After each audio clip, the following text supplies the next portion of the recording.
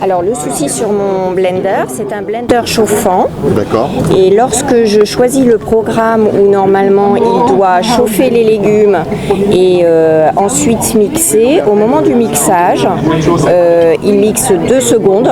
D'accord. Et il s'arrête, comme s'il avait en fait trop chaud et il ne veut pas mixer. En quoi c'était important pour vous de venir aujourd'hui à cet événement initié par la communauté de communes et la mairie de Montbazon? Et qu'est-ce que vous voyez au niveau Ripper Café, qu'est-ce que ça vous apporte?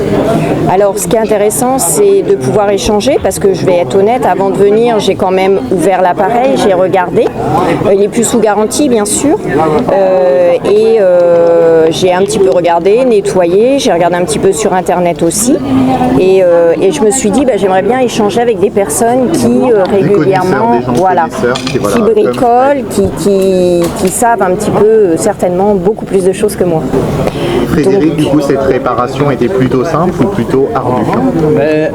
Ardue non, mais il y a toujours une phase d'inconnu, parce qu'en fin de compte, comme il y a une coupure d'alimentation au moment du fonctionnement, au bout de 20 secondes, il y a plusieurs composants qui peuvent être mis en cause.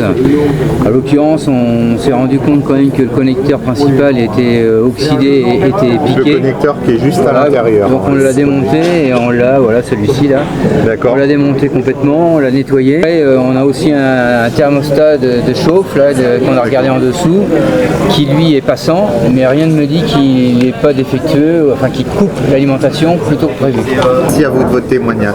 Et l'expérience Ripper Café vous a plutôt plu? Oui, tout à fait. Et le café va être sauvé. Ça fait à peu près combien de kilos de déchets à peu près? Si, on l'a pesé, il faisait 3,5 kg.